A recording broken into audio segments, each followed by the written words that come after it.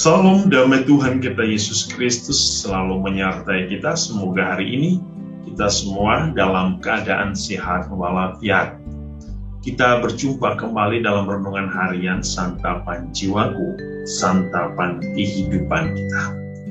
Hari ini kita akan merenungkan firman Tuhan dari Injil Lukas bab 13 ayat 10 sampai 17. Mari kita semua diundang untuk mendengarkan firman Tuhan. Inilah Injil suci menurut Lukas. Pada suatu kali Yesus sedang mengajar dalam salah satu rumah ibadat pada hari Sabat. Di situ ada seorang perempuan yang telah 18 tahun dirasuk roh sehingga ia sakit sampai bungkuk punggungnya dan tidak dapat berdiri lagi dengan tegak. Ketika Yesus melihat perempuan itu, ia memanggil dia dan berkata kepadanya, "Hai ibu, penyakitmu telah sembuh." Lalu ia meletakkan tangannya atas perempuan itu, dan seketika itu juga berdirilah perempuan itu dan memuliakan Allah. Tetapi kepala rumah ibadat gusar karena Yesus menyembuhkan orang pada hari Sabat. Lalu ia berkata kepada orang banyak, "Ada 6 hari untuk bekerja. Karena itu datanglah pada salah satu hari itu untuk disembuhkan, dan jangan pada hari Sabat." Tapi Tuhan menjawab dia, katanya, "Hai orang-orang munafik, bukankah setiap orang di antaramu melepaskan lembunya atau keledainya pada hari Sabat dari kandangnya dan membawanya ke tempat minuman?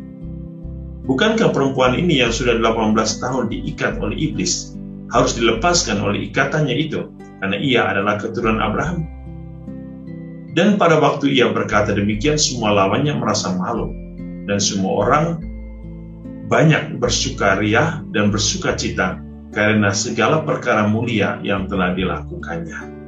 Demikianlah sabda Tuhan, terpujilah Kristus. Saudara-saudari yang dikasihi Tuhan, ada satu momen yang sangat luar biasa yang kita lihat dalam kisah hari ini, bahwa Yesus melakukan kisah penyembuhan pada hari Sabat yang mungkin bagi orang-orang Farisi, orang-orang ahli-ahli Taurat dianggap sebagai suatu pelanggaran, bahwa dianggap bahwa pada hari Sabat adalah waktu istirahat, tidak boleh ada kegiatan. Tetapi apa yang mau kita bisa lihat di sini? Pertama, kasih Allah melampaui segala hukum. Sebab hukum yang terutama dan utama adalah Allah sendiri, yaitu hukum cinta kasih. Dalam setiap tindakan hidup manusia, cinta kasih harus menjadi dasar kehidupan. Kalau cinta kasih menjadi dasar dari seluruh kehidupan manusia, itu berarti manusia akan menempatkan Allah di dalam hidup dirinya maupun hidup sesama. Kisah hari ini mau menunjukkan kepada kita bahwa Allah berkuasa pada hari Sabat.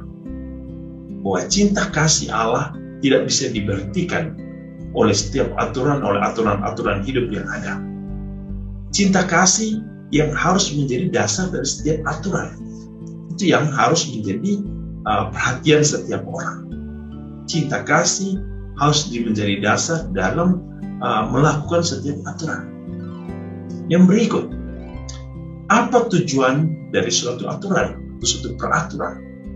Tujuan adalah untuk kemuliaan Allah dan untuk kesejahteraan manusia. Dalam kisah hari ini, hal yang terpenting bagi Allah adalah bagaimana manusia mengalami suatu kebahagiaan. Kebahagiaan yang bisa terbebas dari belenggu-belenggu kehidupan yang memenjarakan manusia. Ketika Yesus menyembuhkan seorang wanita yang telah dirasuki oleh roh selama 18 tahun, di sini Allah menyatakan bahwa Allah hadir untuk membebaskan manusia dari keterpenjaraan dan kuasa iblis, dari roh jahat, sehingga keselamatan jiwa seseorang menjadi prioritas utama Yesus, sehingga ia mau melakukan penyembuhan pada hari Sabat. Oleh karena cinta yang besar dari Allah pada manusia. Yang kedua, oleh karena Allah ingin manusia mengalami kebahagiaan yang sempurna di dalam hidup. Sehingga Yesus mengingatkan kita Janganlah seperti orang-orang munafik yang menolak untuk berbuat kasih pada hari di mana kita seolah-olah terbelenggu oleh aturan. Kadang-kadang kita menolak untuk melakukan sesuatu oleh karena kita terlalu kaku di dalam hidup ini. Oleh karena kita takut untuk berbuat baik. Oleh karena kita terpenjara oleh sistem yang seharusnya kita bisa lakukan. Mari saudara-saudari, hal yang terpenting dalam Injil hari ini adalah Allah harus menjadi prioritas. Cinta Allah harus menjadi utama dalam kehidupan kita. Apapun aturan hidup yang kita jalani, harus menempatkan kasih sebagai yang utama. Dengan demikian, kita menempatkan Allah sebagai tujuan hidup kita. Tuhan memberkati kita dalam seluruh hidup dan karir kita. Dalam Bapa dan Putra dan Roh Kudus. Amin.